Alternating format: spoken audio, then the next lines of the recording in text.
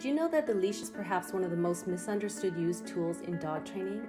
It seems weird to say since it's one of the core requirements for most dog classes out there. But it's not the equipment, more how you use it to its fullest potential that's the most misunderstood. So let me start by asking you a simple question. What do you think your dog's leash is used for? Really though, what do you use it for? To keep your dog with you so he doesn't run away? For accessories? But what if I told you there was so much more you could do with your leash?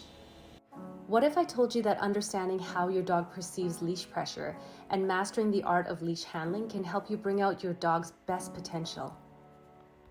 Because after all, dogs perceive different intensities of leash pressure on the leash to mean different things. For example, did you know that dogs have a natural opposition reflex? This means that they'll instinctively pull an equal but opposite force in the opposite direction when you apply leash pressure to them. But if we understand how to work with this opposition reflex instead of against it, we can use it to channel natural instincts like prey drive into useful behaviors that can enhance the speed, intensity, and overall enjoyment of your dog's training in certain situations. Take this short video clip of Cora playing with a ball with me, for instance. We're beginning her foundational training on nose work for a laser-focused indication. By triggering her opposition reflex, I'm teaching her to hold a focused and intense gaze at the ball before releasing her back into play. But I can also use the leash to override the opposition reflex. It's a great tool to use in situations where I want to teach my dog an alternate behavior, like loose leash walking instead of pulling on the leash. For young puppies, there are times where I want to use the leash to set boundaries without having so much direct influence on their behavior. Doing this allows my puppy time and space to problem solve their way into the desired solution with minimal help and guidance from me.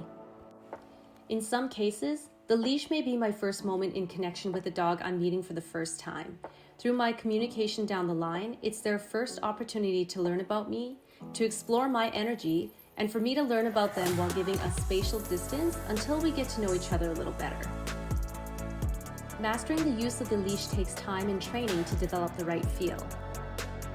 But it's well worth the investment to do. When you understand it, it gives a way of having deep and purposeful conversations with your dog that go beyond just the surface level of dog ownership. You can empower your dog to bring out the best in himself. You can teach him to use his natural instincts and drives through healthy and enjoyable outlets for both of you. You can use the leash to create a healthy balance between setting clear but fair boundaries and giving them the freedom to problem solve or celebrate successes with you.